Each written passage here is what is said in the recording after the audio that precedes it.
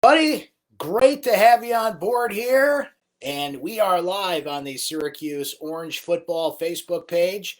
And we are coming off the heels of a Syracuse football loss. Syracuse falls to Wake Forest at the Carrier Dome, a final score of 38-14. Syracuse football is now 1-6 on the 2020 season. And we are here today thanks to our friends at Krause Health. Happy Halloween, everybody. Great to have you on board here on this last day of October, and certainly more tricks than treats for Syracuse football at the Carrier Dome today as Wake Forest just dominated the whole way.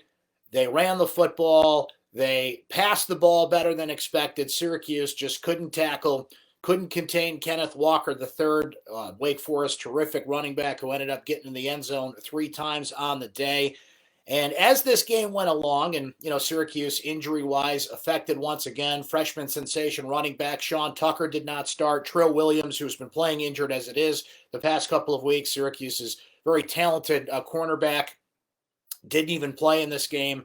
So it became evident that Syracuse was going to be down even more important players, but Syracuse with a flat, predictable offense through the day. And as the game went along, and Rex Culpepper just looked worse and worse at quarterback for Syracuse. And you hate to see it. He's a great kid. Everybody knows his terrific story and the interesting person he is off the field. But on the field, he just hasn't had it for Syracuse despite some, moments here and there in the past couple of weeks with some long touchdown passes. But his short game is awful. His accuracy is questionable. And, it just shows you the depth that Syracuse lacks at the position, or did it?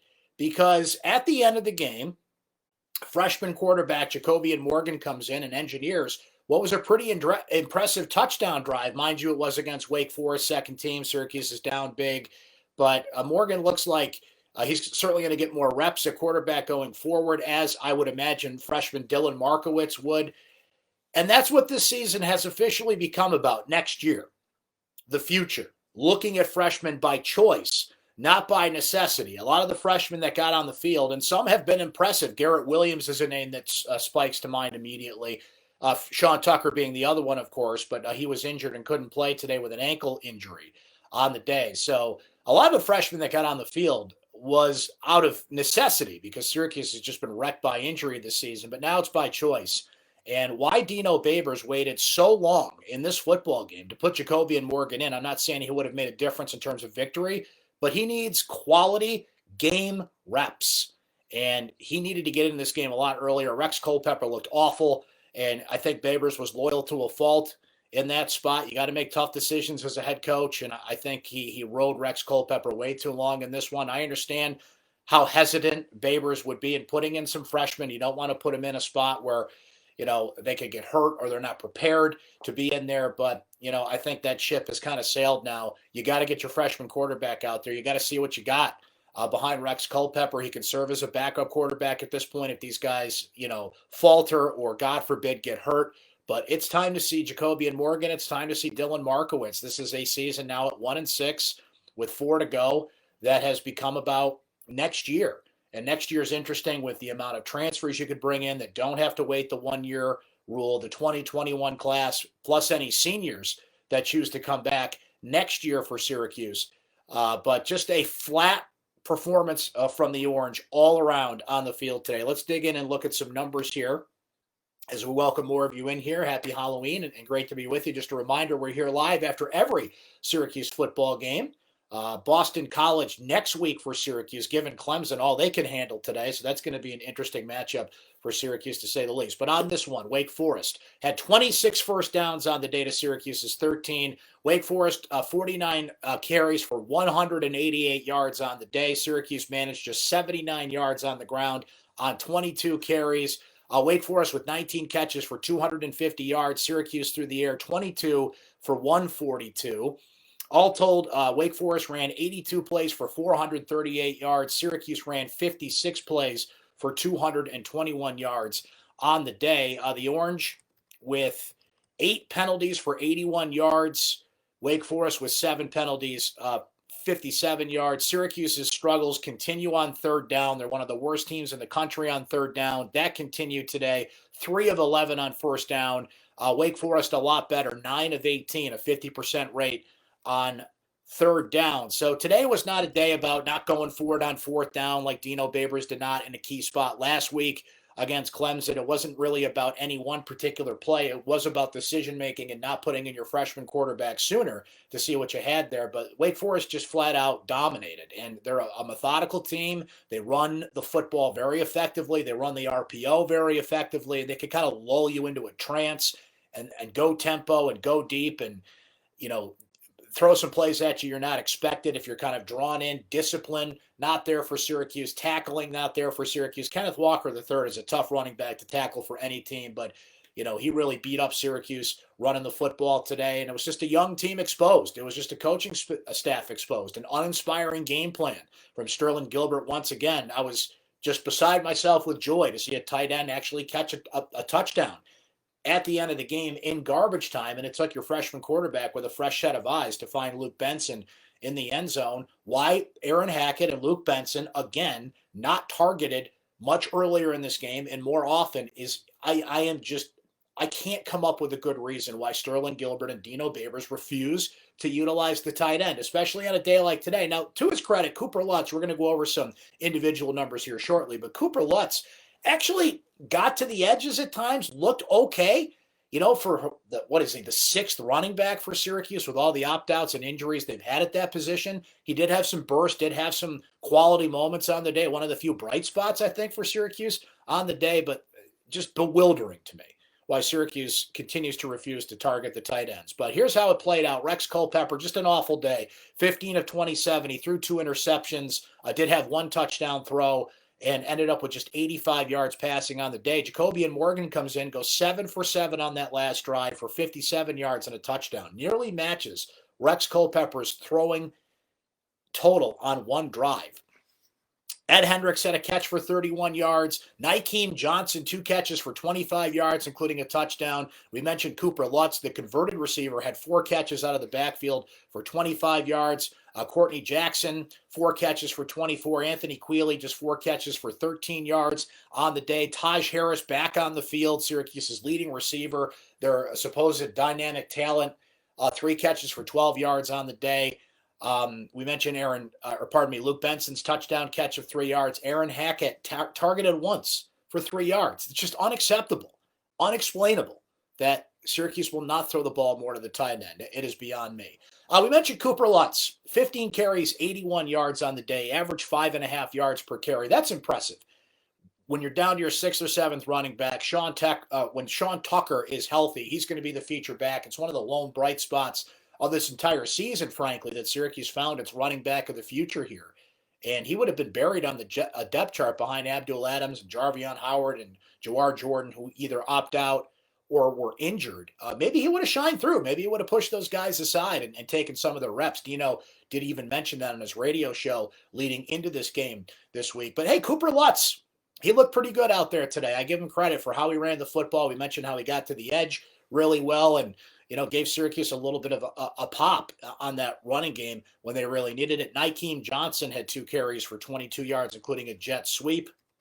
Looking at things on the Wake Forest side, Sam Hartman, 19 of 33, 250 yards and a touchdown on the day. We mentioned the terrific running game for Wake Forest, and that was the case again today. Christian Beal-Smith, 19 carries, 91 yards. He didn't get in the end zone, but did a lot of the dirty work.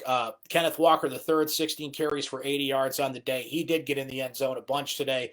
3 times on the day. I believe that's 11 touchdowns on the year for Kenneth Walker III. On the receiving end of things, Jaquari Roberson, the dangerous slot receiver, Pro Football Focus rates him as the top slot receiver in the country. Yeah, 7 catches, 130 yards and a touchdown. He averaged 18 yards a catch on the day. Donovan Green, that's former Syracuse basketball player Donovan Green. Impressive day catching the football as well for Wake Forest. He had 4 catches for 56 yards on the day. And Wake Forest did their thing. They were in full control of this one from the start. So Syracuse falls to 1-6. This year's become about next year. It's become a season that's just about development at this point. And while your numbers are down and freshmen have had to play a lot anyway, Now you put him in by choice. Now you see what you got in Jacobian Morgan and Dylan Markowitz. And if there's any freshmen left that haven't got on the field by choice, it's time to see what you got there. It's just become a season about development next year and has become, unfortunately, a lost season for Syracuse in many ways here. So let's see what you guys are saying in the comments here. Mike noting how good the Clemson-Boston College game was and has been throughout the day. Kurt asking why wait till the fourth quarter. It's a fair question. I don't know. Like, as a coach, as an offensive coordinator, you got to see that Rex doesn't have it. And Rex hasn't really had it in general. He's had his moments, certainly, in the past few weeks, but he was just kind of buying time to give Morgan and Markowitz more reps at practice. But I don't know why Dino waited so long. Jacobian Morgan came in this game probably 3 possessions too late. And by the way, if Jacobian Morgan comes in there and looks like a freshman and struggles and the Wake Forest defense lights him up, look, so be it. You know, you got to give the kid, and Markowitz for that matter, but Morgan looks like he's the leader of the pack so far of those two. Real game time reps to get them ready and develop them and see what you got there until you can go into the offseason and hit the transfer market. We'll see if Tommy DeVito comes back. I would imagine he will. I don't know why he would leave in his what would be his senior season. And hopefully Dino is not loyal to a fault there and makes it a true competition at quarterback going forward. They're also chasing Mississippi State transfer Garrett Schrader, and I would imagine a number of other names are going to enter that picture there. Jesse checks in to say, Morgan's from my hometown, a real leader and a great kid. Appreciate you doing that, Jesse, and giving us a little insight on the youngster. Blake watching from Houston today, saying that Jacobian Morgan looking good at quarterback. Mike saying Liberty, Duke, and Wake Forest future, question mark. It's a fair question there. Scott, good to see you in here. Scott, saw you on Twitter today as well. Says the Mississippi State transfer quarterback, go get him. 3 years left, a 5-star recruit. See if Syracuse is in line there. Charles saying hello from Phoenix and echoing what a lot of people are saying, that Jacobian Morgan needs to be the quarterback, at least in the foreseeable future going forward, to see the development there. Jermaine checking in saying, bottom line, we stink. And my advice is to go on YouTube, rewatch the 2018 season. Yeah, I mean, that's pretty much what you got to do at this point, right? Mike saying that Culpepper's done, stick a fork in him in terms of being the quarterback at Syracuse. Richard saying was just up in Syracuse last weekend. Wish I had some great news about football, but just too many key injuries and no fans to cheer on the boys. Yeah, Syracuse tried to get some fans in there for this game, but the state said no. They had a plan, about 3,000 students, socially distant, masked up, the whole thing. They were actually going to group them by region from where they're from, given COVID procedures, but not going to happen for this game. We'll see if it happens next week against Boston College. I highly doubt it, given that some COVID positive rates are actually increasing a bit here in Onondaga County, which you had to expect when the weather got colder, people inside more.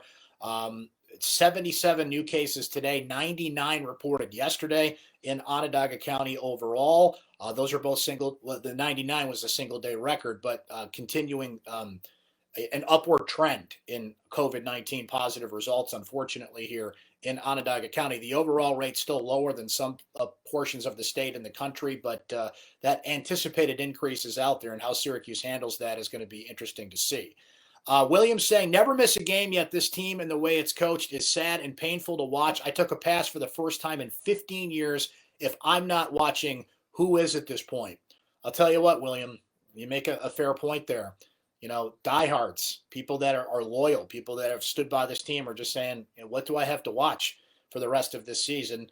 As the question goes, when's basketball season?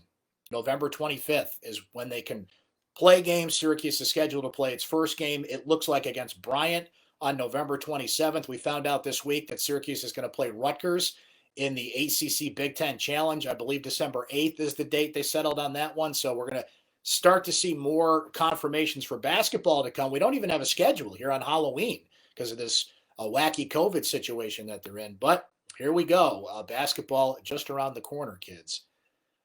Mike says Clemson and their quarterback, I can't pronounce that kid's name. I call him DJU. I'm sorry. I can't say his last name yet. I'm trying. But he goes 30 of 41, 342 yards, 2 touchdowns, and no interceptions. And look, that's Clemson.